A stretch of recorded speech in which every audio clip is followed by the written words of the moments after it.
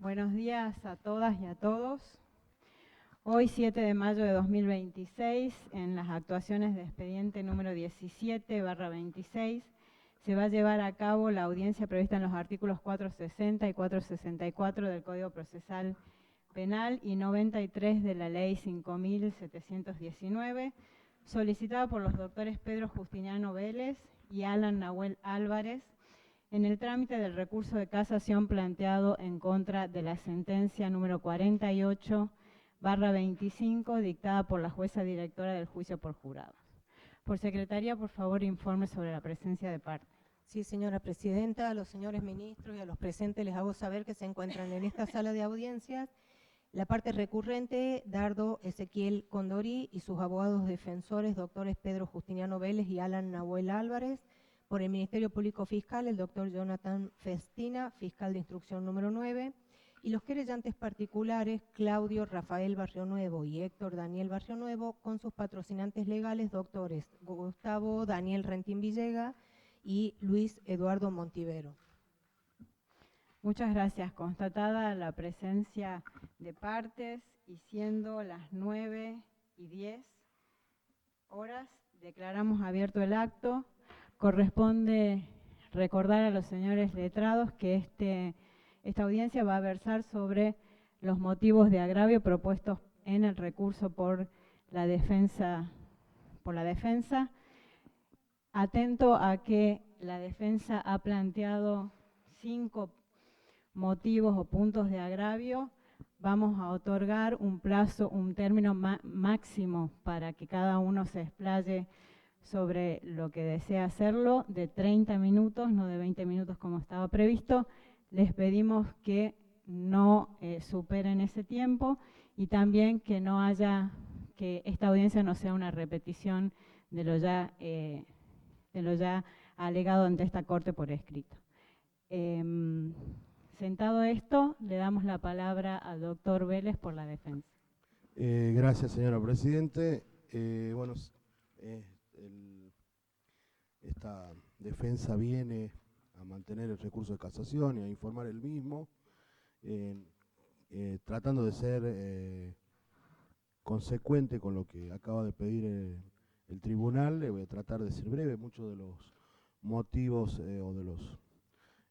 motivos de agravio me voy a remitir creo que están debidamente fundados. Voy a ser muy escueto en algunos y me voy a detener más que nada en algunos que por cuestiones de tiempo, en lo que hace a las posibilidades defensivas que nos acota nuestro ordenamiento adjetivo, que nos da plazo en días corridos y es una causa bastante trascendente, en donde se juega la vida de una persona, 50 años de su vida. En tal sentido,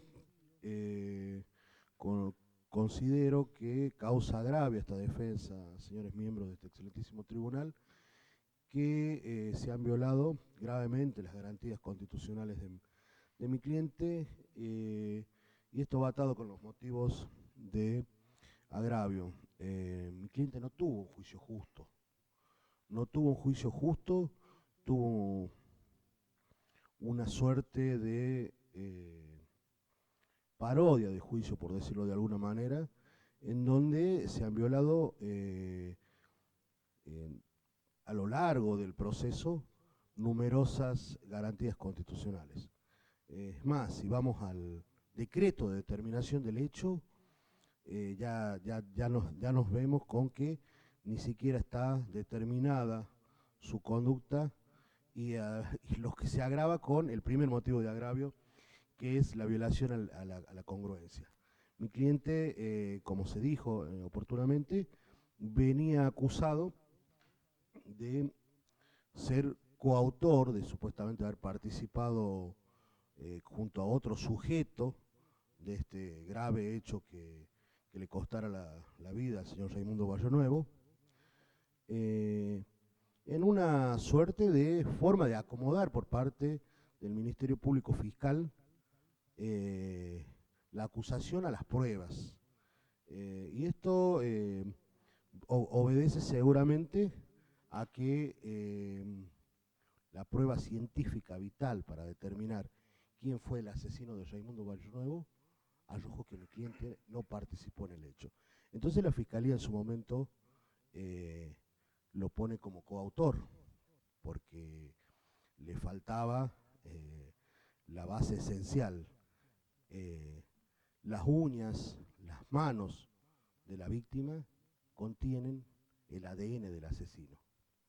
Y sin embargo, como esa prueba fue realizada con todos los protocolos correspondientes y arrojó un resultado negativo para la presencia de material genético de parte de mi cliente, la Fiscalía en su momento acusa al mismo como coautor. Posteriormente, en el transcurso del debate ya, no en el transcurso del debate, sino en el momento ya de plantear la acusación final, en el alegato final, y esto es incluso percibido por la jueza, que debió haber tomado los extremos, que ya los expliqué, que incluso el tribunal los conoce mucho mejor que yo, que están contenidos en la ley adjetiva, que en el Código de Procedimientos Penales, aplicables supletoriamente a la ley de juicio por jurados. Continuó con el proceso sin darle posibilidades de defensa. Claramente, como digo, ahí se violó el principio de congruencia. Creo, como digo, me remito a lo ya planteado en el escrito, porque creo que no resiste el mayor análisis, es claramente la variación en el modo homicidio. Después tenemos la cuestión de que esta defensa planteó la nulidad, puesto que se ha violado el principio de juez natural, y esto va, como digo, ligado todo a la existencia de un juicio justo. Y en este punto sí cabe resaltar que acá hubo, y lo planteé en su momento, una defensa ineficiente. Incluso Nobleza obliga a reconocer en ese momento la honestidad del Ministerio Público Fiscal y de la querella, que ante la circunstancia gravísima de que iba a haber ya, y en viso de que iba a haber un fallo inválido, para mí este fallo es claramente inválido porque no se alcanzó la anonimidad, se falló una persona que no presenció el debate. O sea, realmente insólito.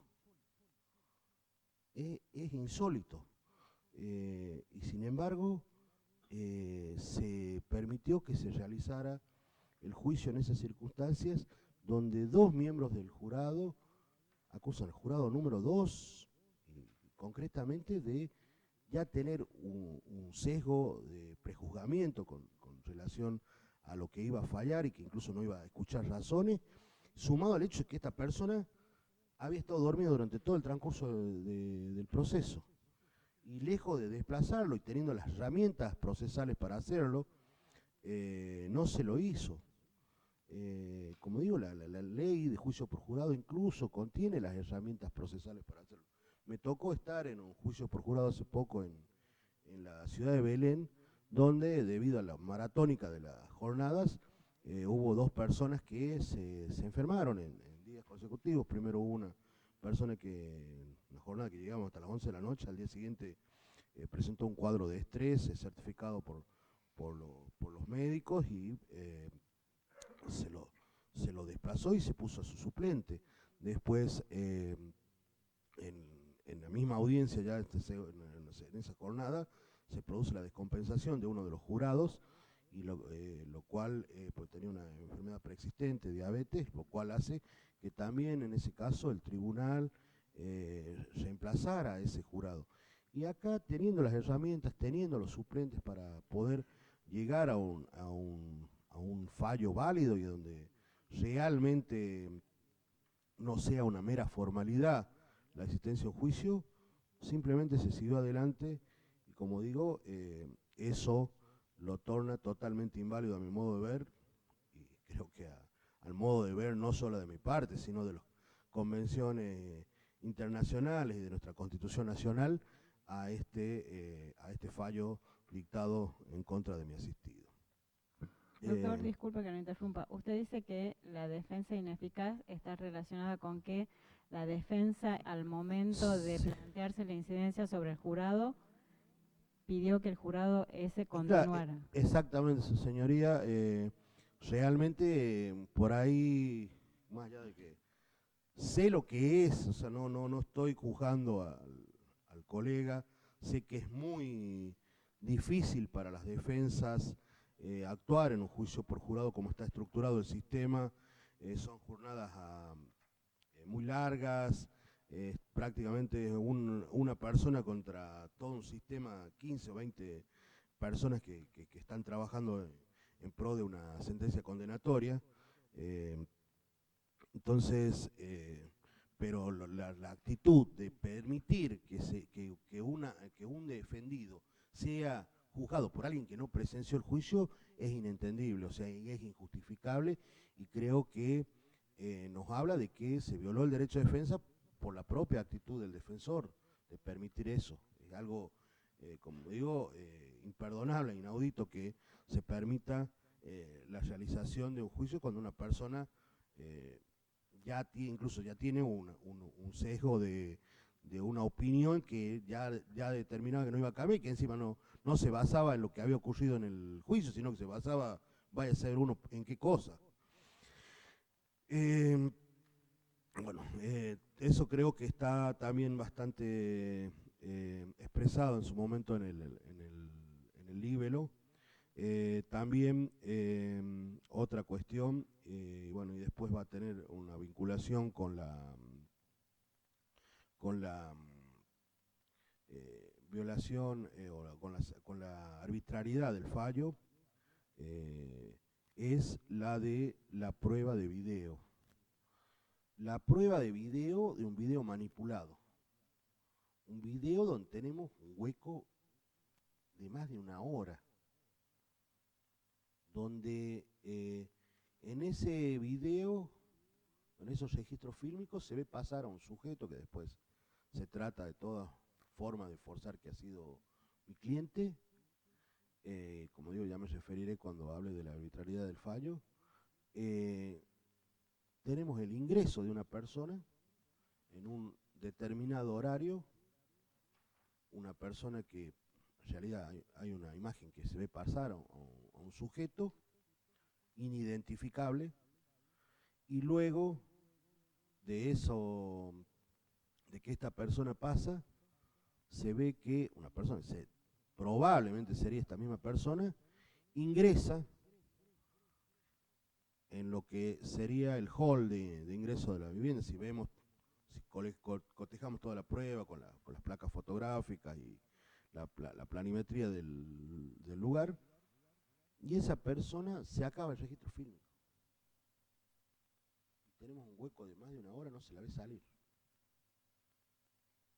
¿Por qué lo manipuló la policía? ¿Por qué llegó así al juicio? Realmente es inentendible.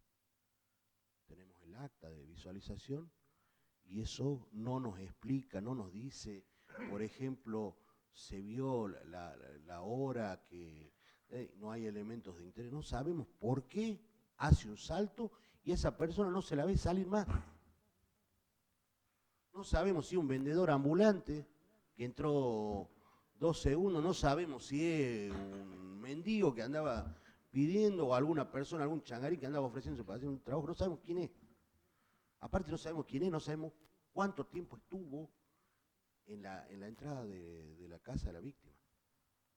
No podemos, y después la fiscalía, o sea, como digo, influyendo en el jurado de una manera, introduciéndole prueba prejuiciosa, le dice que esa persona salió del domicilio una hora después. Eso no está probado en ningún momento. Lo único que hay es una persona, como digo, que se ve pasar, pues supuestamente esa misma persona ingresa en lo que es el hall de entrada, porque si vamos la cosa no podemos saber siquiera si ingresó al interior de la vivienda, y no se la ve salir más. Después se la ve una hora y pico después, pasando por inmediación del lugar, por frente a la despensa. Esto, incluso, debo decirlo que fuimos al domicilio al negocio, ya nosotros tomamos la causa luego del juicio, preguntamos a la dueña del lugar, vimos cómo se maneja la causa, dice que se llevaron el registro fílmico entero. No se entiende por qué, como digo, su excelentísimo tribunal se manipuló la prueba de tal forma para generar un prejuicio en el jurado. Doctor, Sí. disculpe. ¿Esto fue objetado por la defensa en algún momento?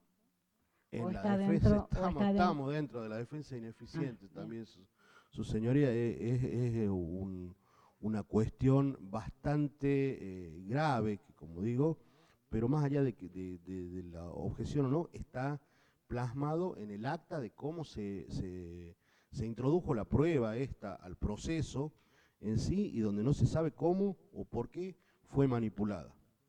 El tribunal, como las demás partes y esta misma defensa, sabe que cuando se realiza una prueba de esta naturaleza, se jastea todo para preservarla, para darle autenticidad, y cuando se buscan momentos relevantes para no introducir todo, se deja expresa constancia de por qué motivo no se pone en registro total. No es la pretensión de que se lo hiciera ver el jurado una hora de video, pero no hay explicación de por qué está cortado.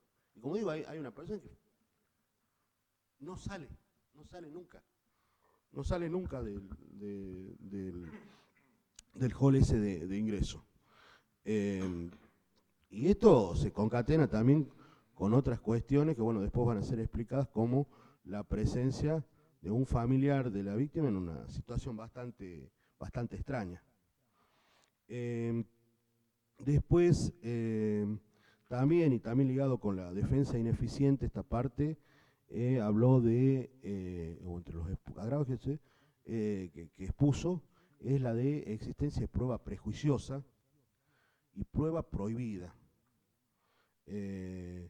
Sabemos que está expresamente prohibido por la ley de juicio por jurados la puesta en conocimiento del jurado de antecedentes de los acusados. En esta causa no solamente se ha permitido la introducción de esas pruebas, sino que se le expuso un supuesto antecedente, una causa incluso en trámite, ni siquiera una causa con sentencia, en la cual mi cliente estaría acusado de un episodio, de un hecho de violencia de género. Pese a estar, como digo, expresamente prohibida por la ley adjetiva y la introducción de esa prueba prejuiciosa, se la introdujo, se le hizo conocer al jurado y claramente puede haber sido determinante en la decisión tomada en contra de mi cliente. También está la introducción de pericias psicológicas, los testimonios, cuando, como digo, hacen a una prueba prejuiciosa. Acá no estamos en un derecho penal de autor y no podemos, cuando muchas veces hasta los mismos jueces letrados terminan fallando en una forma de derecho penal de autor, que se le haga conocer a un jurado que trate de conseguir un resultado condenatorio en base a una prueba prejuiciosa, claramente es grave e invalida el juicio. Como digo, estamos en presencia de una causa que no ha sido un juicio justo. Después, y ya con relación, creo que es en el agravio que más me voy a detener, es en cuanto a la arbitrariedad. Y la arbitrariedad va unida a lo que dije. Creo que existe una nulidad absoluta, desde ya la dejo planteada, desde el decreto mismo de determinación del hecho en la presente causa. Si vamos a la parte sustancial del decreto de determinación del hecho, en cuanto habla del modo comisivo, señoría, se dice que el acusado, con el claro fin de dar muerte a Raimundo Barrionuevo, para preparar o facilitar el robo en su domicilio y procurar la impunidad para sí, voy a sintetizar, de manera deliberada, inusualmente cruel, ocasionando un padecimiento físico que profundizara en su dolor, Condori y un individuo no habido, como digo, acusación con la cual mi cliente llega a juicio, había procedido a aplicarle golpes en el cuerpo, en los miembros superiores e inferiores, y con algún elemento no habido por intrusión y un elemento punzocortante. Todo eso se concatena, su señoría, con que la Fiscalía no nos explica ni siquiera qué se robó. Nunca lo dice. ¿Qué se robó? ¿Un televisor? ¿Dinero? ¿Cuánto? ¿Aproximadamente qué? El robo fue tentado. Nos encontramos ante un robo tentado. ¿Quién le contó?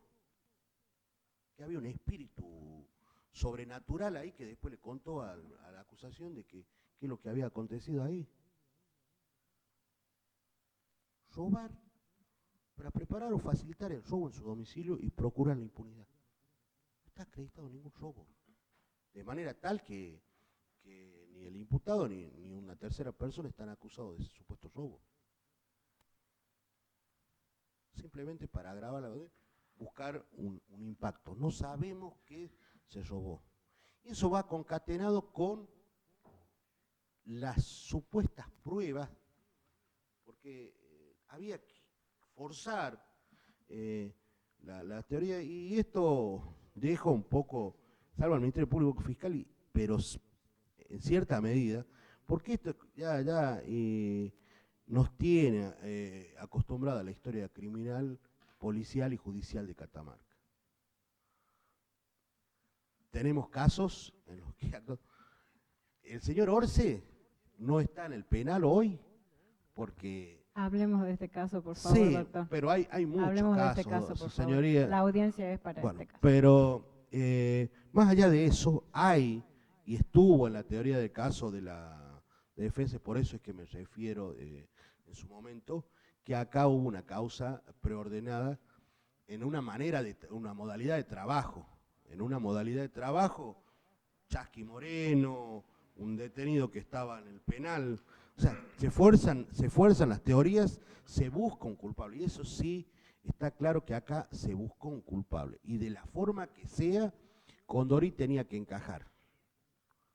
Porque anduvo de farra en Balcona, había que buscar el criminis causa. No sabemos qué se robó, como digo, y si se robó, no termina de explicar la Fiscalía. Se habla, los testigos familiares, que dicho sea de paso, después hay que referirse un poco a la pericia de ADN, hablan de que supuestamente la víctima era de guardar dinero. ¿Cuánto? ¿De dónde? No está acreditado en ningún lado. Me imagino que por la edad nos encontramos ante un jubilado. ¿Cuál era esa suma de dinero? Que supuestamente, como digo, hay que inferir ya de los testimonios, porque lo de la acusación no surge qué es lo que supuestamente se habría robado. Y simplemente nos basamos en dichos que tendría, pero ¿de dónde se origina? A ver, tenemos alguna, por ejemplo, una sentencia de un juicio contra el ANSES que hable de unas diferencias salariales, que haya cobrado el Oxiso para determinar que había una gran suma de dinero en el domicilio y que después desapareció. ¿Tenemos algún recibo de eso? No tenemos. No tenemos nada. Tenemos meros dichos vagos sobre que supuestamente tenía dinero encima contradictorio, uno lo tenía guardado, otro que lo iba desparramando por distintas partes de la casa. Nadie nos dice, no, había un maletín con dinero o había una cajita. No sabemos. Y eso tenía un origen en que había cobrado una diferencia salarial, y está acá el recibo. 9 cuerpos, excelentísimo tribunal, 9 cuerpos. Sabemos que los jubilados, y eso hay que usar el sentido común, poco y nada les alcanza para la subsistencia, desgraciadamente. No tenemos ni siquiera probado que, por ejemplo, sea la víctima beneficiaria de una jubilación de privilegio y que cobre una suma de 10, 15 millones de pesos mensualmente y que le permita tener una capacidad de ahorro y que ese dinero haya estado guardado en tal o cual lugar y se haya desaparecido, ¿no? Es todo prejuicio como los del velorio. Después, esto con relación, como digo, incluso al supuesto móvil criminal, a uno de los supuestos agravantes que se dan por acreditados en la causa. Después se habla de que habría existido una manera deliberada e inusualmente cruel y ocasionándole un padecimiento físico que profundice su dolor. Muy bonita la frase, pero no está probado el ensañamiento. Hay una lucha, incluso se habla de cuestiones defensivas, y acá también poco tiene que ver con las instrucciones que se le da a los miembros del jurado, muy escuetas para explicar un tipo delictivo que tiene bastante análisis doctrinario con relación a cuándo se configura el ensañamiento, la existencia de que tiene un tipo subjetivo, de que tiene que haber la intención de causar, y que no, que el modo tiene que ser inusualmente cruel, que tiene que ser un padecimiento excesivo. Como digo, es contradictorio en la acusación cuando de la misma surge que había cuestiones que hacen a una actividad defensiva por parte de la víctima. Hechas estas aclaraciones previas con relación a cómo surge la acusación, nos vamos en cuál sería la prueba de cargo que pudiera haber valorado. Como sabemos, en el caso del jurado popular, poco tenemos que inferir de la prueba de cargo para saber en qué puede haberse basado y tener razón de ser esta cuestión. Lo cual, en el caso, para llegar a arribar al resultado de certeza.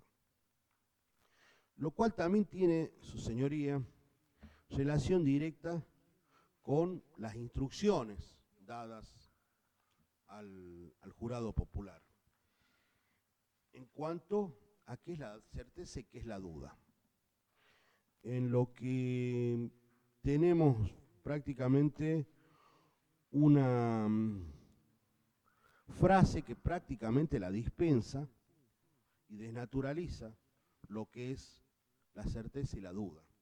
Está, discúlpeme doctor que lo interrumpa, pero está como motivo de agravio pero el cuestionamiento de las instrucciones. Está concatenado con lo que es la certeza y la duda. Porque o sea, usted lo va a concatenar con el veredicto arbitrario, que es el motivo de agravio que usted planteó. Sí.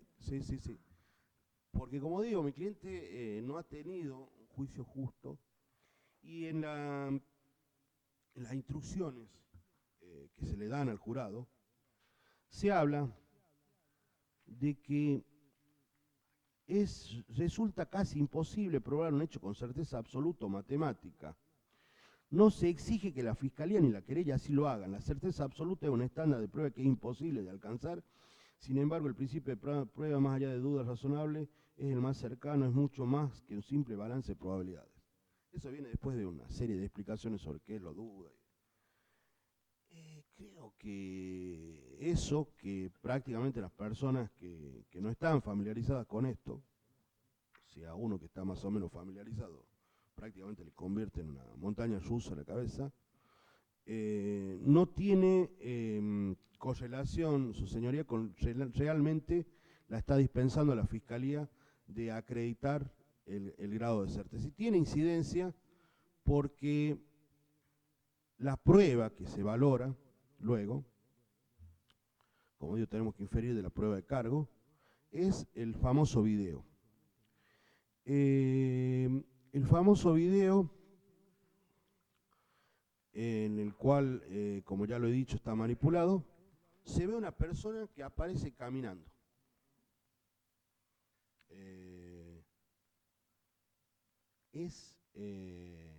La calidad del video es imposible determinar que sea el señor Condori o cualquier persona. O sea, no se puede identificar.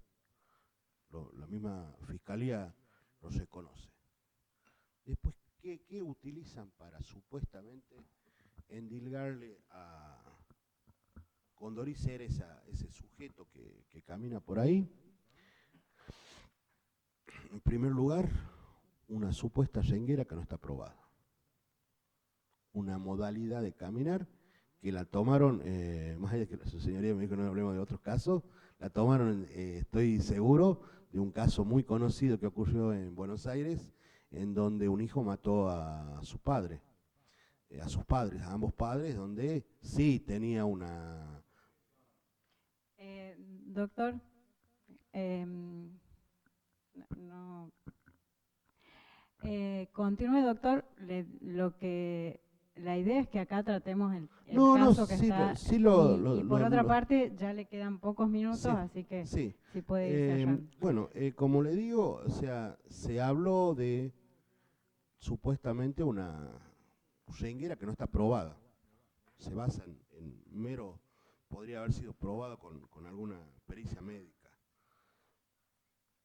Se la pretende probar con la declaración testimonial de una sumariante que toma luego una filmación de pésima calidad, que tampoco sabemos cómo está, no está incorporada al juicio, una placa fotográfica donde se ve una remera a rayas y que supuestamente esta persona habla de una experticia que no tiene, como si fuera una perita, una abogada que es perito cromática, que dice que el perfil cromático sería idéntico. No sabemos de dónde surge su experticia para esa determinación, y aparte nosotros vemos la foto y nos dice otra cosa. Como digo, no sabemos ni siquiera quién es esa persona que también sale en esa moto, no sabemos de dónde sale, pero esa remera que se la pretende endilgar con otro ciudadano de nombre Condori, que la sacó de Facebook, y que dicen que sería la remera que está, las propias mangas dan cuenta que no es la misma remera. La remera tiene rayas, la que está en la foto de Facebook, y la otra remera no tiene rayas en la manga. O sea, eso es hasta elocuente para verlo.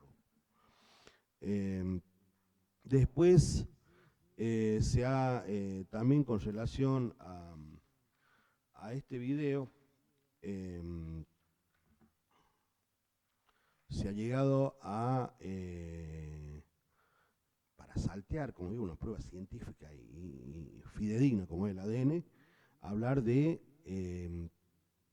que una pericia que se ha hecho, no sabemos aparte qué grado de incidencia puede tener, por ejemplo, el calzado utilizado en ese momento, que tampoco lo contan por esa persona que transeúnte, ese que va pasando por frente al kiosco, para decir que esa persona mediría entre 1,50 y 1,58.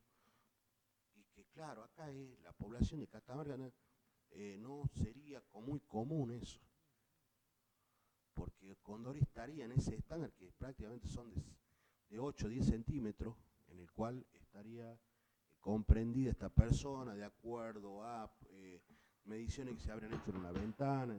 No sabemos ni siquiera el calzado, qué incidencia puede tener, 2 o 3 centímetros más de calzado, podría haber, no sabemos el calzado que usaba esa persona, hay calzado, y esto lo sabemos por sentido común, que prácticamente no tienen incidencia en la altura que nos pueda dar, como calzados que pueden tener una incidencia de 3 o 4 centímetros más, lo cual puede ampliar ese espectro, y eso es tomado como una prueba trascendental de cargo.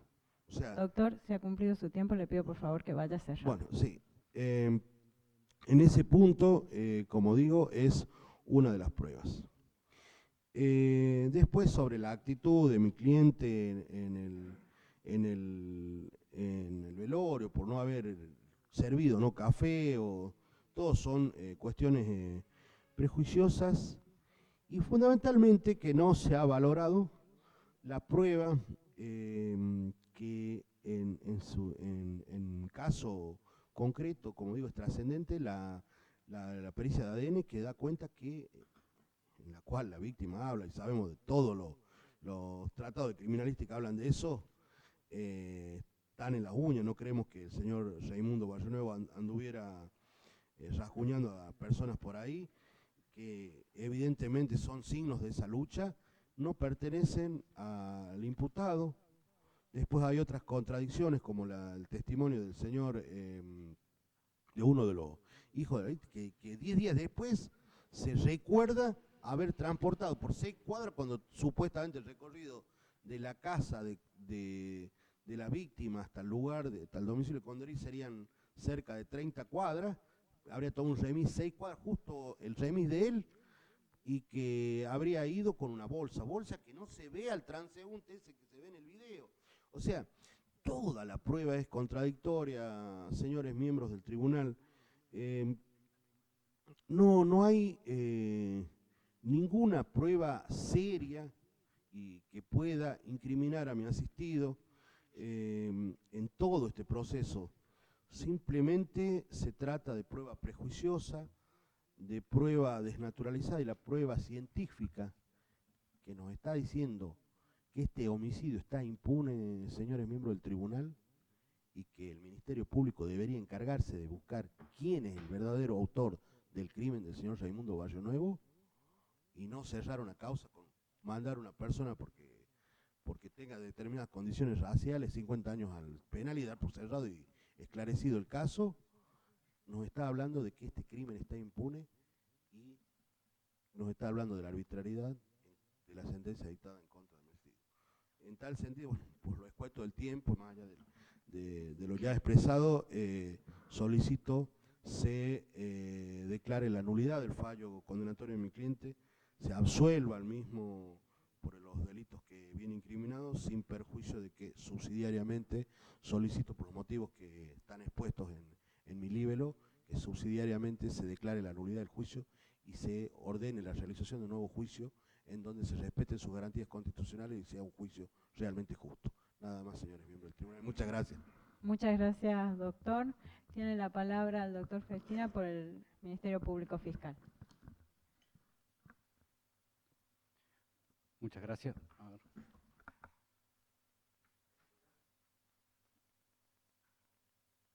Ahí está prendido. Perfecto. Muchas gracias, señora presidenta. Este Ministerio Público Fiscal comparece a esta audiencia para responder los agravios vertidos por la defensa técnica del imputado Condorí al articular el presente recurso de casación. Esta Fiscalía entiende que debe partirse de la siguiente premisa. Este recurso no demuestra, no instala y no lo va a lograr a lo largo de esta audiencia demostrar que hubo un error del juicio, sino que lo que va a discutir y sobre lo que gira en torno a su agravio es la disconformidad de la defensa con un veredicto que le resultó adverso. Este es, a criterio de la Fiscalía, el núcleo del recurso. No hay ilegalidad, no hay legitimidad, no hay violación a las normas del debido proceso. Eso lo voy a ir haciendo en un orden metódico y estructurado, pero que quede este prólogo debidamente instalado. Acá lo que se discute es la disconformidad con un resultado adverso. Esto es más que nada para la tranquilidad que a lo largo de la sustanciación de este debate, en el que yo participé como fiscal acusador, además fui el fiscal instructor, se observó celosamente cada una de las reglas del debido proceso y prácticamente el 90% de la prueba, tanto en la IPP, tuvo control y veeduría de la parte y, lógicamente, en el debate, el pleno control. Dicho ello, entiendo que el jurado decidió en base a una prueba que fue, en primer término, y que quede claro, legalmente admitida. Fue prueba ingresada en audiencias donde hubo un control y una verificación de cada uno de los elementos de prueba que se ingresaban. La defensa ahora intenta discutir esta decisión fragmentando el proceso, aislando los hechos y proponiendo hipótesis que no se sostienen. Su señoría, no se puede leer libros. No estoy leyendo, tengo un extracto memorial, pero ningún problema, lo miro cuando... Perdón. Sí. Lo voy a ordenar yo. Doctor, eso sí, la audiencia es oral, todos lo sabemos, así que como ayuda de memoria está bien. Pero la audiencia es oral. El primer argumento que cuestiona el principio de congruencia, puede decirlo esta Fiscalía, el principio de congruencia nunca fue violentado ni lesionado a lo largo del debate. Se parte de una premisa equivocada, el hecho no cambió. La acusación siempre se estructuró sobre los mismos elementos. Los elementos fueron el ingreso a la propiedad, el ataque a la víctima, un robo, que fue lo que movilizó la calificación de criminis causa, y que eso era atribuible al imputado. El principio de congruencia se puede verificar, no es una aseveración del Ministerio Público, se observó íntegramente en la acusación durante la sustanciación del debate, y además, con la venia del tribunal, si puedo hacer una aclaración que entiendo necesaria, voy a hacer una lectura nada más, o se lo puede verificar, el decreto del hecho sí menciona de que hubo un móvil de dinero. Más allá de que se describe un homicidio, no es un robo, para tranquilidad del señor defensor y casacionista de las partes, el decreto de determinación del hecho, lo puede verificar, lo puede volver a constatar, indica una suma de dinero, que fue el móvil y que huyó del lugar con eso. Ello para desvirtuar de que fue un decreto que es defectuoso a estos niveles. No obstante, vale aclararlo. Esta acusación, como dije, el ingreso a la propiedad en ese enero de 2023, el despliegue criminal y todo ello lo conoció el imputado a lo largo del debate, ello no varió en absoluto por pasar de autor, de coautor a autor. Por ello entiendo que no hubo ni un ataque o una sorpresa al momento de la acusación, y menos un instituto afín como, por ejemplo, el hecho diverso, ni nada por el estilo. Lo que hubo fue una adecuación a la luz de la prueba incorporada en el debate que permitió sostener, como dije, los mismos elementos. De hecho, la calificación legal fue inalterable y el resultado, en cualquiera de las hipótesis, era el de la sanción a título de perpetuo. Por ello, entiendo que lo que se intenta mostrar como que fue una lesión al debido derecho, al debido proceso, no fue más que nada que una adecuación, y con la venia del tribunal, si me da permiso, leo un extracto de un fallo que sostiene la misma tesitura fiscal en la parte pertinente. No O nos lo lean los cito. fallos, nos citan el fallo y nos dicen de qué manera se ajusta a este caso o de qué Bueno. manera tiene incidencia en este caso. Este fallo está citado en la página del Centro de Información Judicial, conocido popularmente como Automotores Orletti, por hechos ocurridos en el proceso de reorganización nacional.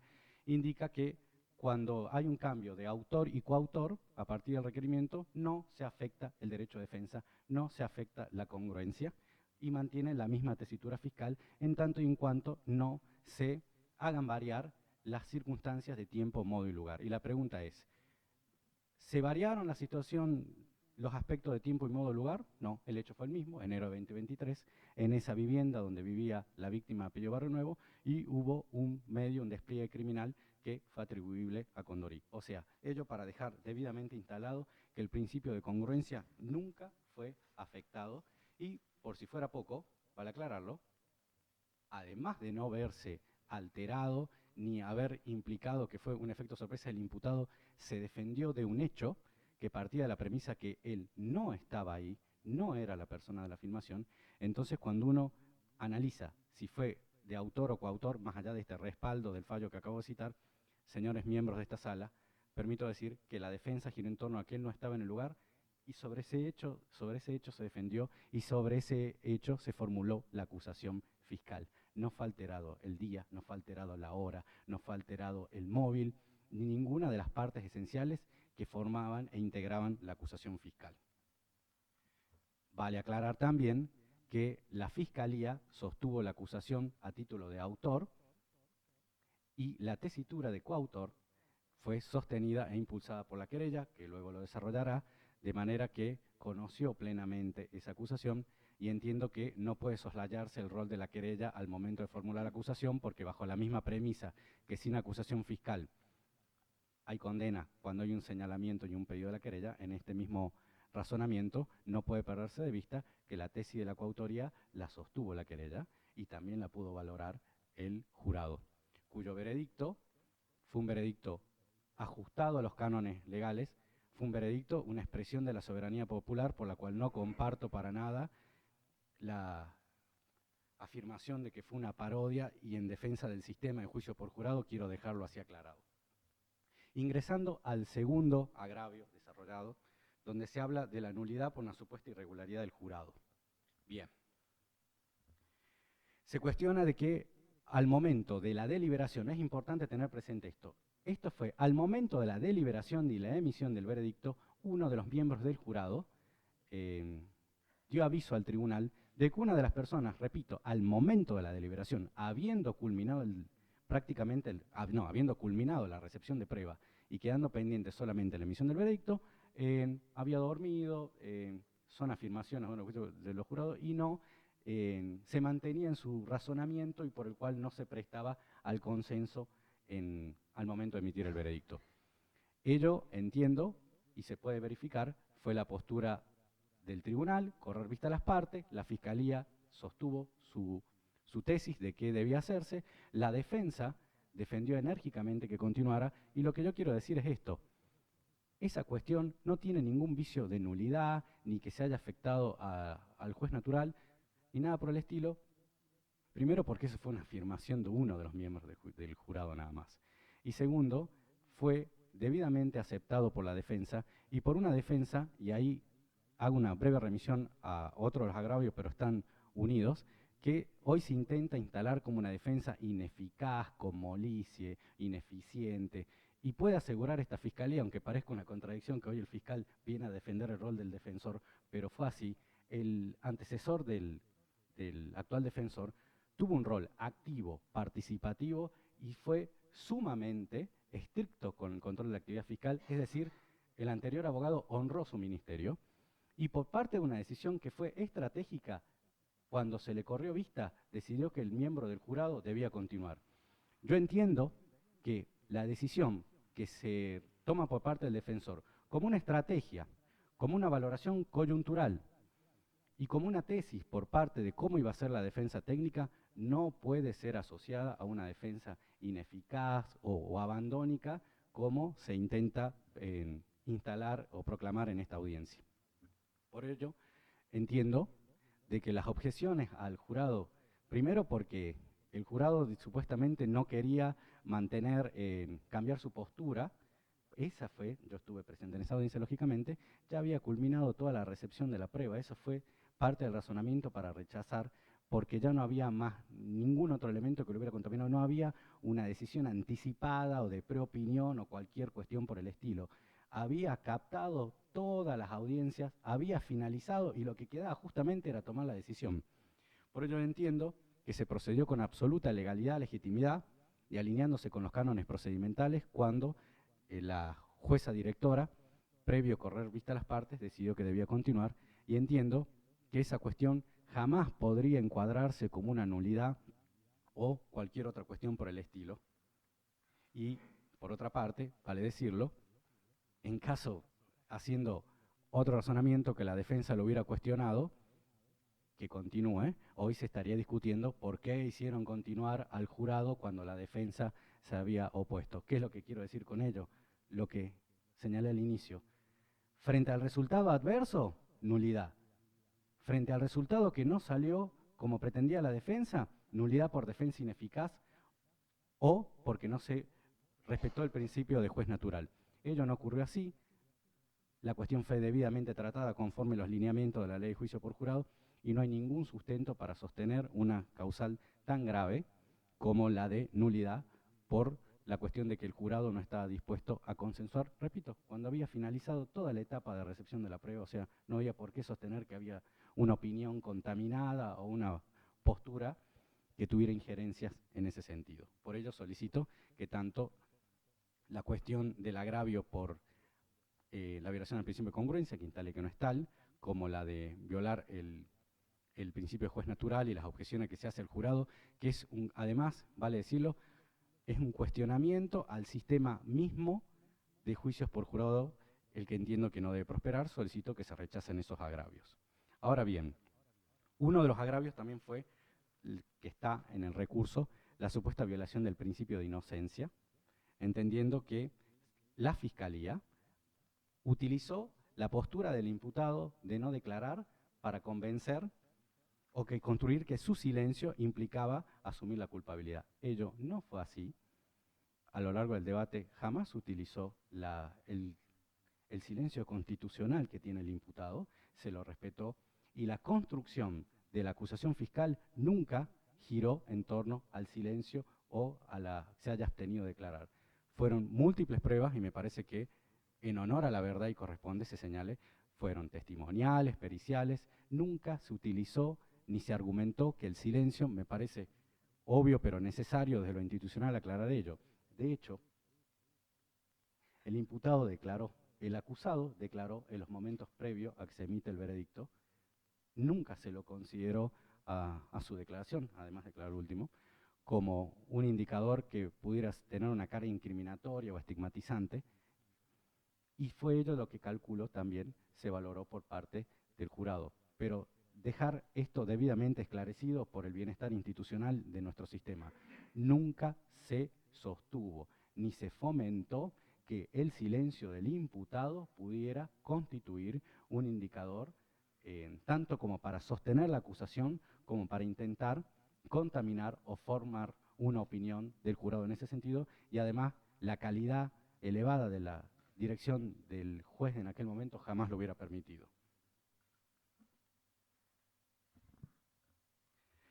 Por ello solicito que también ese agravio respecto de la violación del principio de inocencia siga la misma suerte del cuestionamiento de juez natural y de congruencia y también sea rechazado.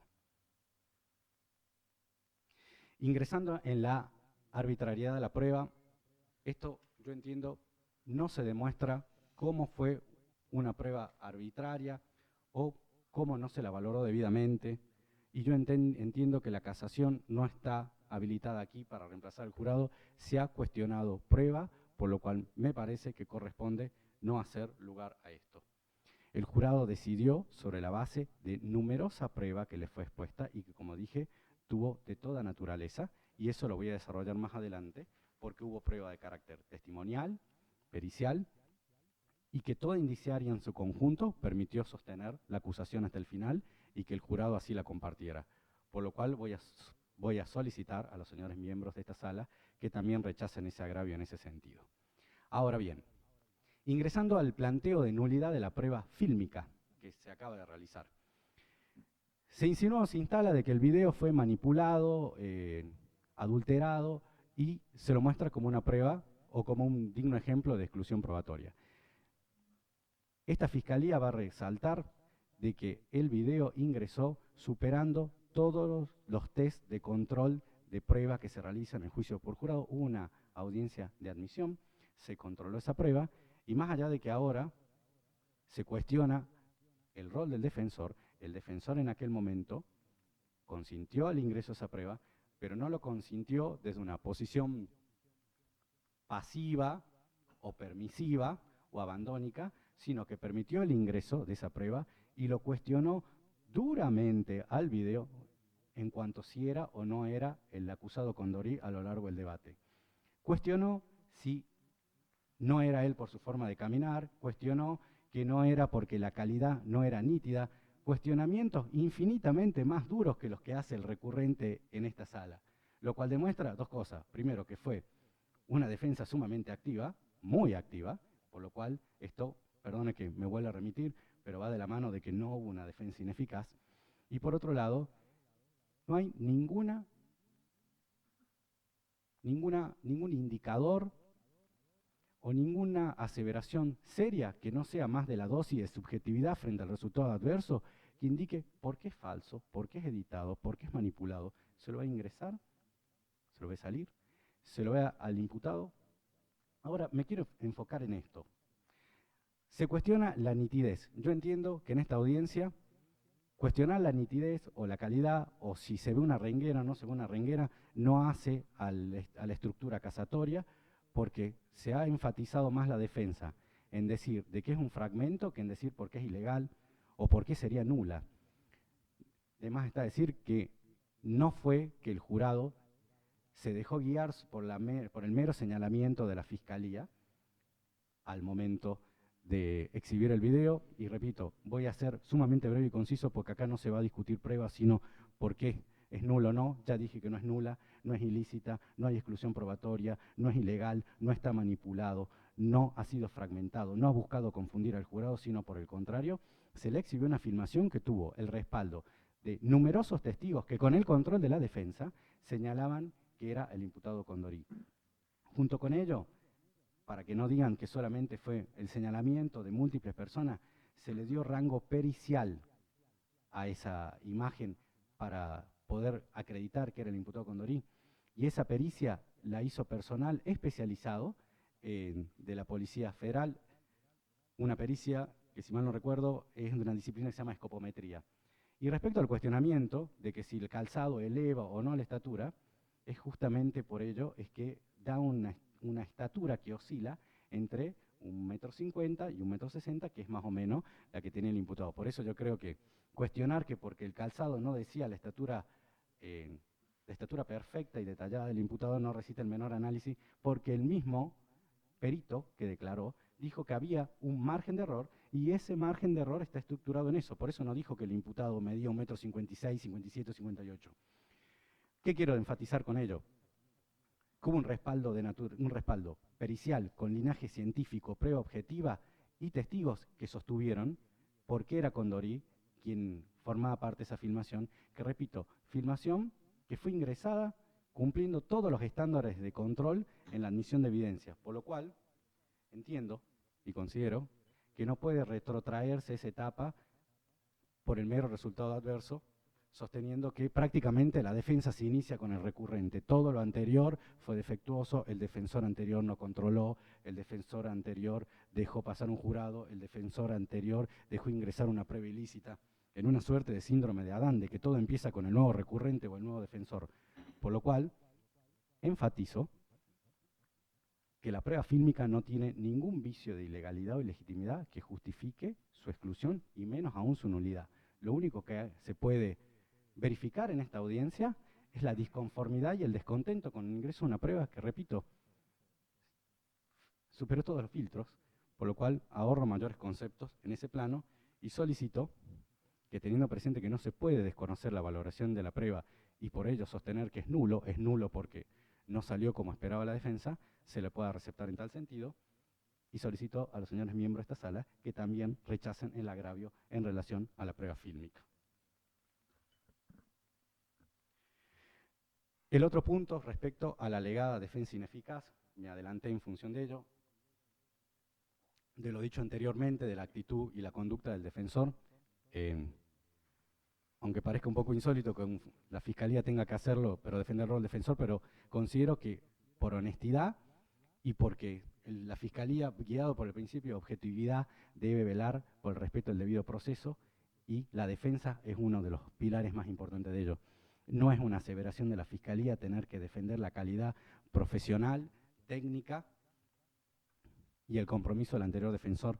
El defensor anterior a lo largo del debate tuvo, repito, un ejercicio de su ministerio sin pasividad, sin abandono y sin ningún rasgo de indefensión. Es un defensor que inclusive, más allá de que no se lo ve en el debate, articuló todas las vías impugnaticias y todos los controles para velar por la defensa de su acusado, y el acusado puede estar perfectamente tranquilo de la elevada calidad técnica de su anterior defensor. Por ello, entiendo que cuestionar la estrategia del defensor anterior y que cada una de las decisiones que adoptó durante la investigación y el debate, como el ingreso de prueba, el oponerse a determinadas cuestiones o no hacerlo, repito, forma parte de la logística defensista y nunca puede ser asimilado. Qué peligroso sería que en el foro se habilite que cada vez que un abogado asume una defensa, cuestione frente al resultado adverso el ejercicio y las decisiones coyunturales que tomen. Por eso, como dije, en esta suerte de síndrome de que empieza todo con el nuevo defensor.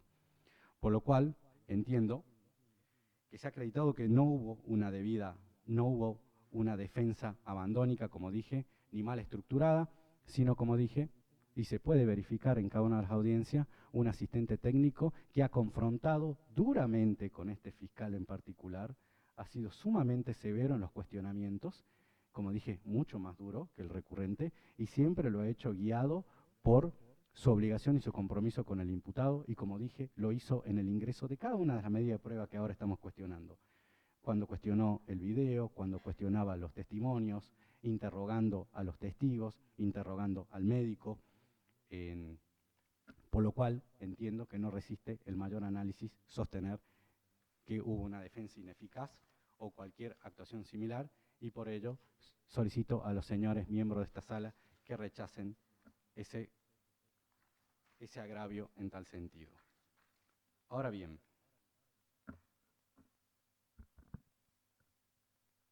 hubo una serie de cuestionamientos a la acusación respecto al decreto de terminación del hecho que, como dije, no resiste el menor análisis, porque yo no vengo a hacer una defensa corporativa ni personal, sino a demostrar y a ventilar cuestiones que los señores vocales pueden corroborar con el expediente. El decreto del hecho sí dice, como dije, de que hubo una inquina homicida por parte del imputado en el marco de un robo, de un atraco, que es una suma de dinero, y ello se puede verificar, por lo cual la tesitura de que la Fiscalía no observó eso se desmantela con la mera lectura del expediente. Por otro lado, cuando dice que se ocasionó cuando la Fiscalía sostiene de que hubo un ensañamiento, un sufrimiento innecesario por el tipo de lesiones que tuvo la víctima, ello no es una aseveración gratuita ni una entelequia de la Fiscalía. En el debate declaró el médico. El médico forense, y pido que se tenga presente que ello también surge de la autopsia, el médico ilustró cómo fue la dinámica de la agresión y cómo sí hubo un sufrimiento. De hecho, hasta llevó un maniquí que en aquel momento ilustró para que no sean meras afirmaciones dogmáticas de la medicina y que no puedan ilustrar debidamente. Ello lo valoró el jurado y lo tuvo así presente. Por lo cual entiendo que los cuestionamientos realizados en ese plano no resisten el menor análisis y se derrumban ante el mero cotejo del expediente.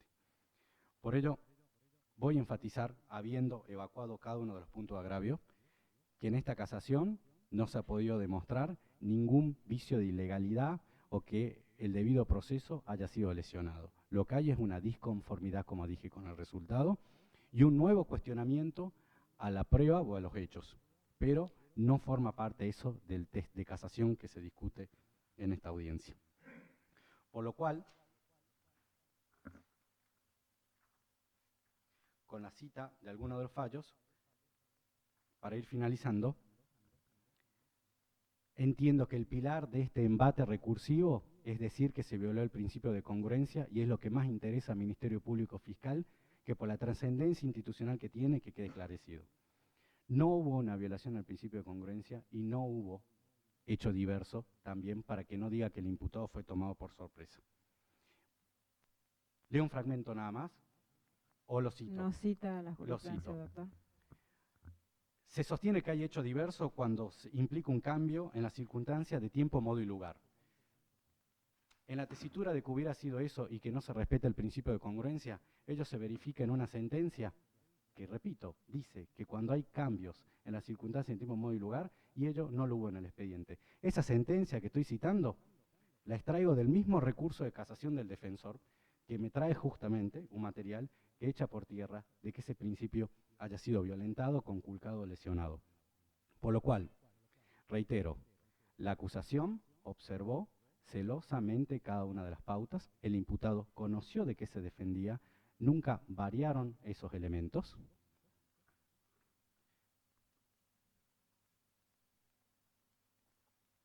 Y la acusación por homicidio, sobre la cual, repito, pudo refutar, desvirtuar, cuestionar, controlar y auditar, fue la misma desde el momento del inicio del debate, fue la base fáctica, inalterable, que formó parte del veredicto que el jurado emitió, repito, guiado por cada una de las directrices que bien dio el juez director, y en nada puede asimilarse ello a una causal de nulidad, exclusión probatoria o de atentado contra.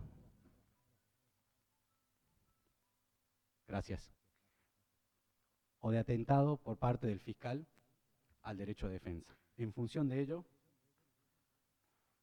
reiterando que no se dio ninguna de las bases que sostiene el defensor y que lo único que ha intentado en vano, pero honrando su misión, es mostrar que el resultado adverso dio como resultado una sentencia condenatoria, y reiterando que el veredicto fue emitido por el jurado habiendo asistido a un proceso donde hubo un permanente control por parte del defensor, esta Fiscalía va a solicitar y a requerir en ese sentido a los señores miembros del tribunal que rechace cada uno de los agravios por violación del principio de congruencia, juez natural, prueba ilícita, como se intentó mostrar en mano, y cada uno de los atlantes de su recurso, que se rechacen los mismos, que se confirme la sentencia condenatoria y que se deniegue íntegramente cada uno de los argumentos que el casacionista ha formulado en esta instancia. Nada más, muchas gracias por su tiempo.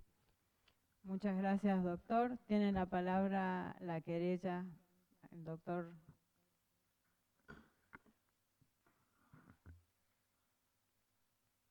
Muchas gracias, señora Presidente. ¿Está funcionando? Sí, Bien. sí. Bueno, además de adherir a todo lo manifestado por el señor fiscal aquí presente, quiero agregar solamente algunos elementos, refutación a lo manifestado por el casacionista, en cuanto a que dice que la prueba científica del ADN no se tuvo en cuenta por cuanto no era positivo para la defensa. Entonces, estamos olvidando que estuvo presente ahí la perito genetista, quien hizo las Doctor, aclaraciones disculpe, pertinentes. la misma aclaración que hicimos hace rato, la audiencia es oral, si está leyendo, por favor. Sí, no estoy leyendo, solamente los puntos que... Sí, está bien. Solamente los puntos a los cuales se refirió el defensor. Estuvo y explicó claramente cuáles eran los resultados, cuál es la forma del trabajo en cuanto a los trabajos, a las pericias genéticas, donde puede haber ADN en una sala, inclusive hasta de personas que hayan estado 10 años. Eso lo dijo textualmente en el lugar. Y puede no haber ADN de personas que están o estuvieron un rato antes o días anteriores próximos. Por lo tanto, el hecho de que no haya encontrado, por eso dijo que no era relevante, y también que puede haber sido opacado, tapado por otros que tienen tendencia a dejar muestras de ADN en las celulares en el lugar. Respecto al jurado, también que dice que no presenció el debate, sí, presenció, estuvo, y en su momento se dijo que había emitido opinión previa. ¿No fue así? Si la tenía, no la manifestó. Por lo tanto, es válido. Y después, más allá de eso, como ya dijo el señor fiscal, se le dio la oportunidad a la defensa, a la cual se le corrió traslado, de lo que esta querella y la fiscalía había manifestado de que estaban de acuerdo con que se lo cambie, se ponga el suplente, y el defensor se opuso férreamente a que ello suceda. También quiero mencionar que el video que también cuestiona, lo agravia, que dice que no se ve con nitidez.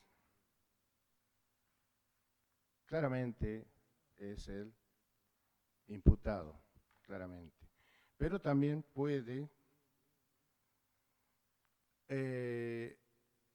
esta defensa también ha observado detalles de la remera diciendo que no era la misma, lo cual deja evidencia de que en los videos presentados sí se podía ver los detalles.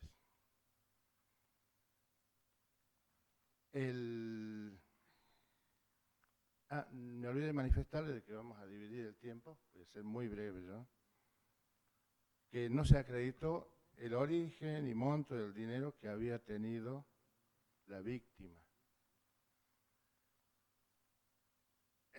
Tenían 2 jubilaciones y se supo durante el juicio, que por las declaraciones, de que la víctima y anteriormente con su esposa guardaban dinero. Guardaban, tanto es así que el mismo imputado con su pareja, que hija de la víctima, en alguna oportunidad recurrieron a solicitarle dinero prestado, porque todos sabían, y seguramente esa pareja de personas mayores, seguramente eran los que más dinero tenían en la familia. Por eso recurrieron ahí, era una oportunidad que lo contaron, fueron los testigos de ambas partes, hasta la misma pareja del imputado dijo que recurrieron a solicitarle dinero para pagar reparaciones y después un rescate, es decir, que le liberen el vehículo que había sido secuestrado por la municipalidad o la policía. Evidentemente, ahí queda plasmado de que sí sabían de que había dinero y que tenían dinero, y que también se dijo, como también lo manifestó la defensa, que se guardaba en distintos lugares. Eso, con eso pretendo que se desestime lo de no el motivo de que haya habido dinero o el robo, de que haya sido una de las causas de este hecho. Así que por ello también quiero dejar resaltado esta situación. Es todo, muchas gracias. Paso a mi colega. Bueno, muchas gracias. En primer lugar, en cuanto a la cuestión formal de la admisibilidad del presente recurso de casación, entendemos que esta misma Corte emitió una acordada que era 4070, donde manifiesta que hay algunos requisitos formales, ¿no?, para la admisibilidad del mismo recurso, y los cuales nosotros hemos notado que la defensa incurre en un exceso y en una omisión. Omite la carátula, que es uno de los primeros requisitos fundamentales que establece el acordado 4070, no la tiene, y en el de agravio supera ampliamente las 40 fojas que manifiesta la misma acordada, ¿cierto? Entiendo que la Corte puede, en algunos casos, digamos, hacer lugar al mismo, pero bueno, ya sería una cuestión de criterio que esta parte entendería que formalmente el recurso casatorio debería ser inadmisible plenamente de entrada, ¿no? No obstante esa cuestión formal, y en cuanto al principio de congruencia, nosotros, esta querella, desde el momento que hemos asumido el patrocinio de los señores Barrio Nuevo, hemos mantenido esa congruencia, ¿no?, durante toda la investigación, durante el debate, incluso en el alegato final, que si bien nos hemos dividido los roles, yo pedí, digamos, la condena por el crimen que venía enrostado, ¿no? Tal y bien como lo explicó el representante del Ministerio Público Fiscal, nosotros no hemos alterado la acusación. La defensa no puede esgrimir, digamos, en esta etapa tan tardía, el hecho de una incongruencia, porque evidentemente no la hubo, ¿no? Entendemos que en todas las etapas donde uno propuso prueba, en la IPP, por ejemplo, la defensa ejercida por el doctor Gandini, incluso hasta hemos llegado a esta misma sala el año pasado, porque se ponía unas pericias de la señora Graciela Barrio Nuevo. En cuanto a lo referido a la señora Graciela Barrio Nuevo, que el doctor Vélez manifiesta que hubo un sesgo donde nosotros hicimos saber al jurado de los antecedentes, en este caso de violencia.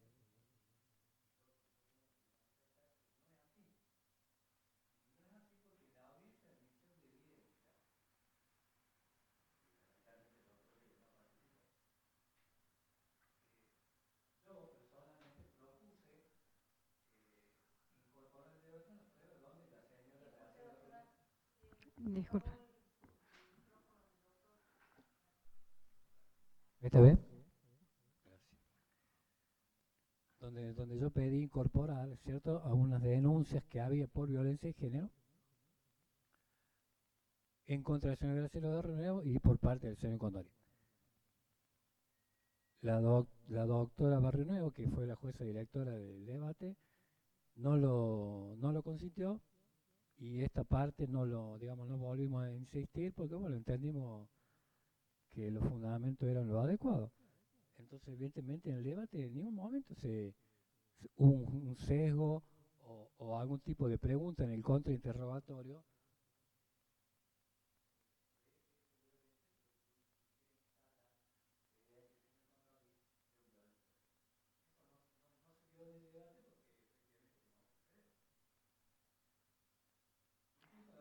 Doctor, me parece que se le volvió a apagar el micrófono al doctor. Ahí está. Gracias. Disculpe. Sí, no sé por qué se apaga. Bueno, la cuestión es que en el desarrollo tanto de la IPP, porque yo voy a reiterar lo que dice el representante del Ministerio Público Fiscal, que parece un contrasentido que yo tenga que estar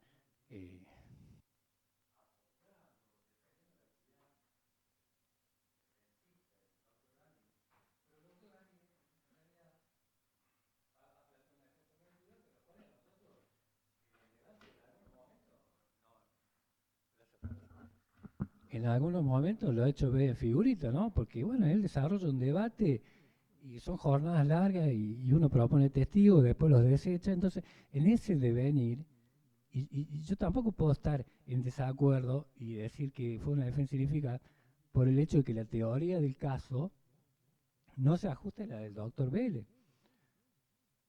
Entiendo que la teoría del caso de la defensa tuvo su falencia, de la cual evidentemente no hemos aprovechado nosotros. De eso se trata esto. Entonces, nuestra teoría del caso fue más fuerte, las cuestiones probatorias, el plazo probatorio se fue haciendo, digamos, a medida que pasa la jornada de debate más favorable, ¿no?, a la acusación, entendiendo todas veces que la defensa propuso en algunas ocasiones a algunos peritos que no dijeron lo que la defensa, digamos, quería escuchar. ¿Me entienden? Entonces es una cuestión, digamos, del devenir de la cuestión, no es una cuestión simplemente de que yo no esté de acuerdo o sí. Incluso el jurado que manifestaba la cuestión que se había dormido y qué sé yo, en definitiva nunca manifestó su posición al respecto, que podría haber ocasionado algún tipo, ¿no?, de desafectación del mismo, del cual de hecho nosotros con el doctor Festín, el doctor Dayala hasta hemos pedido a la señora jueza directora que efectivamente que lo saque, ¿no?, que lo reemplace, a lo cual obviamente el doctor Gandini, en su rol de defensor activo, se opuso.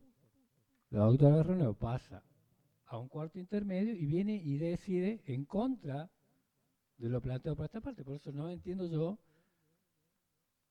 por qué se entendería, digamos, ya con el diario del lunes, que esta persona podría haber sido, digamos, favorable o desfavorable a algunas partes,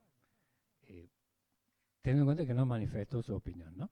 En cuanto a todo lo que es el informe, las pericias genéticas, las pericias de la data informática, algunos testigos que propuso la defensa y que luego desistió, y algunos testigos que propusimos nosotros y luego desistimos, por una cuestión de estrategia, porque entendimos que en el transcurso del debate ya se estaban dando las condiciones, digamos, para que prospere esta condena, ¿no? En base a que tardíamente el doctor Vélez, que yo sabe que lo estimo mucho, entiende que mete o quiere incorporar quizás por la ventana el hecho de que algún changarín, algún vendedor ambulante, yo creería que no es la etapa, digamos. Disculpen, hacemos un cuarto intermedio de 2 minutitos, les pido disculpas y ya Sí, volvemos. por favor.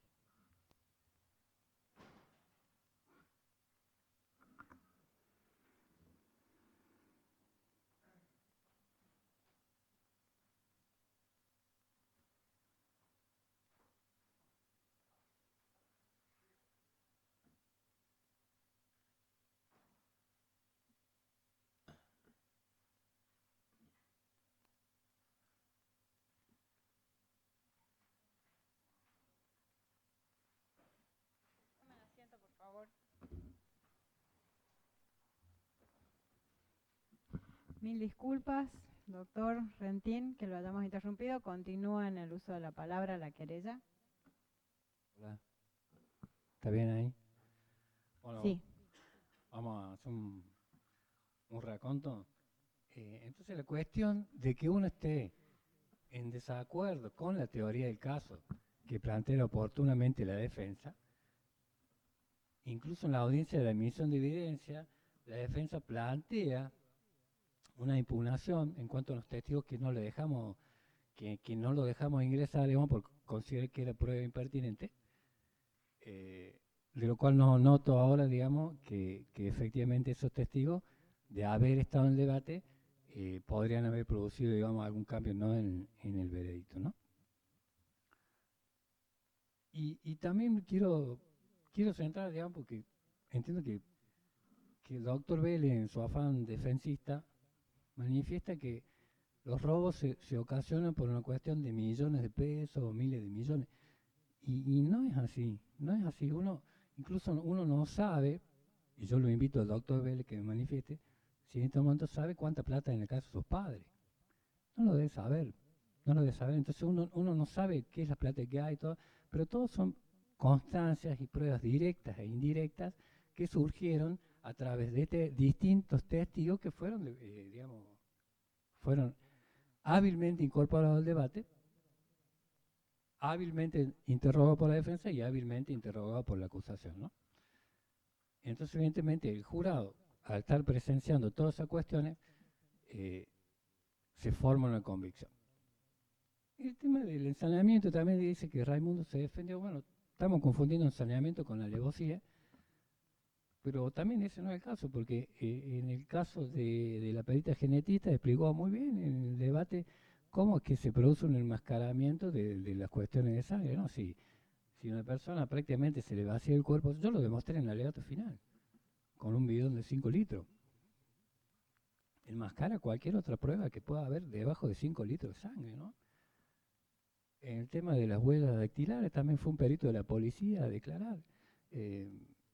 En el hecho del policía que fue a declarar de las huellas, fue un perito, digamos, incorporado, una prueba aportada por la defensa, ¿cierto? Y también manifieste, yo pongo en crisis lo que dice el doctor Vélez. Digamos, yo no tengo que ser un perito experto en colores para saber a determinados colores. No hace falta. Incluso manifestó que la sumariante Greco, que si es abogada, sí, la sumariante Greco es abogada. Es la chica que llevó prácticamente adelante todo el IPP. Y efectivamente es lo que se ha visto en el debate, que esa remera, pero no es solamente una remera puesta como que yo voy a vender la feria. Es una remera que la lleva puesta en un momento donde lo deja la moto, del testigo más. O sea, son todas cosas concatenadas. Nosotros no hemos sacado nada al aire o para digamos, prevenir o porque se nos ocurrió en algún momento entender que el señor Condori era culpable. Nosotros entendemos que el señor Condori es culpable luego de ver todo esto. No es que uno esté buscando, como dice la defensa, sí o sí un culpable, y justamente dentro de la gama de culpabilidad de culpables que tenemos, lo hemos elegido precisamente a él por X, por una cuestión de dijo racial, no es así. Distintos peritos, hay un comisario que declaró vía Zoom, que el comisario Centofanti de la Policía Federal, donde sí manifiesta la pericia, donde dice que la persona que sale el video es el señor, no dice el señor Condori, pero dice que está dentro de los estándares de la medida del señor Condori, ¿sí? Entonces entendemos que el plexo probatorio con el que veníamos, con el que fuimos armados, ¿no?, a la audiencia de emisión de evidencia, y con el que en algunos lugares, en algunos puntos se nos hizo lugar y en otros no, hemos ido con esas armas, todas armas completamente legalmente incorporadas al debate, legalmente contrapuesta por la defensa, que sí, vuelvo a reiterar, el doctor Gandini estuvo 3 años con el expediente y nosotros nos hizo cada cosa que nosotros queríamos plantear. Hemos pasado por Cámara de Apelación, hemos pasado por acá, hemos pasado por control de garantía. El doctor Gandini, en cada uno de los momentos, a nosotros, todo lo que yo pedía lo decía que no. Entonces, no entiendo que haya sido una defensa de tipo ineficaz. Quizá pueda haber otros prolegómenos, sí, bueno, pero ya son problemas propios de un estudio jurídico en particular. O no tendrá ayudante, o se le pasan algunas cosas, o está sobrecargado de causa. Lo cual no hace a que efectivamente sea una defensa ineficaz, lo cual yo en respeto del doctor Gandini y también el doctor Vélez, entenderé que no sucedió. ¿Sí? Por lo que entiendo que no se debe hacer lugar, primero, el recurso por una cuestión formal, y segundo, en el caso de que no sea así, la Corte no debe hacer lugar a este recurso en ninguno de sus agravios porque no corresponden y están totalmente equivocados y fuera de contexto, ¿no? 2 segundos. Incluso manifestó el hecho de que vio el video y todo, pero no estamos en una etapa ya de ver videos o no ver videos, porque incluso el video que vio él no lo vi yo, o sea, contrario fue a lo que pasó en el debate, que es un video que vimos todos, que fue controvertido, que de acá sí, esto no, que no quiero. Entonces, no es algo que nosotros hayamos ido y porque somos la acusación tenemos todo el derecho de poner los videos que nosotros queremos. No sucedió así. Si uno ve el curso del debate y va a surgir que efectivamente fue todo, digamos, consagrado a derecho. Nosotros no queremos perjudicar. Incluso yo, en la audiencia de cesura de pena, yo manifiesto para mí efectivamente que sí, es una pena una persona joven condenada. Lo manifiesto porque efectivamente lo siento así, pero también entiendo que se debe primar justicia por los señores de Barrio Nuevo, ¿no? Entiendo. Entonces, por lo que voy a pedir que no haga lugar en ninguno de sus agravios el recurso interpuesto por el doctor Vélez. Muchas gracias, doctor Rentín. En atención a que uno de los puntos de motivos de agravio, y dentro de ese motivo de agravio, uno de los puntos fue la causación de un perjuicio indebido al jurado en relación a la introducción de antecedentes, que la querella se ha manifestado respecto de que eso no sucedió así. Nos interesaría saber muy brevemente, si la Fiscalía tiene algo para decir al respecto. ¿Está prendido el micrófono? Sí. La Fiscalía en relación a ese punto concreto no hizo ninguna valoración negativa que pueda incidir en que se haya hecho un derecho penal de autor o algo por el estilo. La Fiscalía simplemente citó de que había episodios de violencia de género que condicionaban a una de las testigos, y esa fue la única tesitura que mantuvo la Fiscalía a lo largo del debate. Nunca se trajo a colación que un antecedente pudiera constituir una cuestión a valorar en esos términos, y de hecho en el alegato se aclaró esa cuestión y de que simplemente formaba parte de hacer un contexto de lo que era la acusación. Así que en ningún momento la Fiscalía lo consideró como un elemento en los términos que se lo indica por parte del recurrente, nada más. Muchas gracias, doctor. Doctor Vélez, ¿quiere hacer uso de la palabra? 5 minutos como la última palabra de la defensa. Bueno, sí, más allá del, empiezo desde el último punto que refiere la Fiscalía. Creo que más allá de la forma que se haya hecho conocer al jurado la existencia de una causa en trámite, para decir que hay un condicionamiento en el testigo, es prueba prejuiciosa, es prueba prohibida por el ordenamiento. Con relación a lo que dice la Fiscalía en relación a que supuestamente no se habría usado el tema de la presunción de hablar sobre que mi cliente no habría declarado con anterioridad. Eso puede ser colegiado del mismo alegato de la Fiscalía en repetidas ocasiones, incluso se ha hecho alusión a eso y de por qué no habría ofrecido la prueba y por qué no declaró con anterioridad. Con relación a la prueba, estamos hablando del video que refirió la Fiscalía, esa prueba surge de la propia acta que fue ofrecida, que así de que hay una manipulación, o sea, está cortado el video, no hay duda alguna, no hay duda alguna de que está cortado, o sea, hay una prueba que mínimamente no es válida y mínimamente tampoco nos lleva a saber lo que ocurrió, lo que aconteció ese día, y vaya a saber por qué motivo se lo manipuló de esa forma.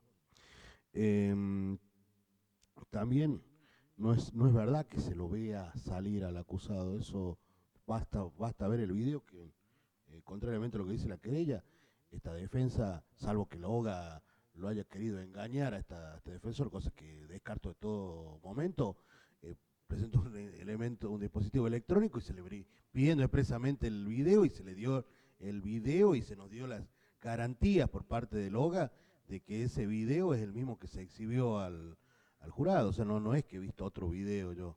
Es el video, las distintas secuencias que hemos pedido nosotros, y como digo, ha sido entregado por el doctor Lipari, por todos, los cuales rescato su honorabilidad y no me van a dar una cosa distinta. Bueno, con relación al bidón de jugo, de lo que sea que se haya presentado, no es prueba, incluso se le hace conocer al jurado que no es prueba, y en modo alguno puede enmascarar, como se quiere hacer creer, al ADN. Hay un perfil genético claramente establecido que no pertenece a Condori en dos elementos trascendentes, en hisopos que son extraídos desde las uñas de la víctima, donde hay perfil genético propio de la víctima y un perfil genético de una persona distinta a ella que no es Condori. Y son claramente, esto lo dice la experiencia y además lo habla, si correlacionamos toda la prueba, los médicos, que hubo una actividad defensiva, tiene lesiones defensivas la víctima, que es indudable que es del autor del hecho. Es indudable, y no es Condori. Eso a la vez de otro elemento más, que es un guante que justo se encuentra bajo del cadáver de la víctima, el cual también tiene un perfil genético que no es de la víctima y no es de Condori. O sea, estamos claros que nos encontramos ante un caso que está impune. Simplemente Condori está por pruebas forzadas, como se lo explicó oportunamente, por ese video que no tiene nitidez, que no tiene ninguna certidumbre sobre ni siquiera que se trate de esa persona que va pasando por ahí, no solamente que no es Condori, no se sabe si es realmente el autor del hecho. ¿Cómo será que se habló por parte de los médicos de que hubo una escena del crimen que bastante sangrienta, incluso la misma querella lo reconoce, 5 litros habla de sangre, y esa persona que pasa deambulando por las adyacencias del domicilio va sin ninguna mancha de nada, va limpio? O sea, no sabemos, como digo, siquiera si esa persona es realmente el autor de ese luctuoso suceso. A la vez, también en testimonio que llamativamente aparece, recién rememora uno de los hermanos Barrio Nuevo, 10 días después del suceso de muerte de su padre, que habría llevado ese supuesto viaje que no está acreditado en modo alguno y que mi cliente lo niega.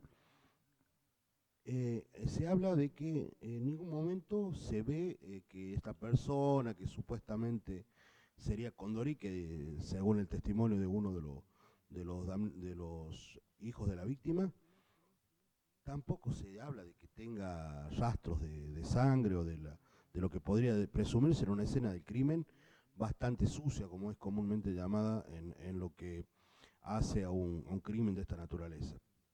Son cuestiones que claramente descartan la autoría de mi cliente, que mínimamente deberían haber llevado a la absolución por el beneficio de la duda.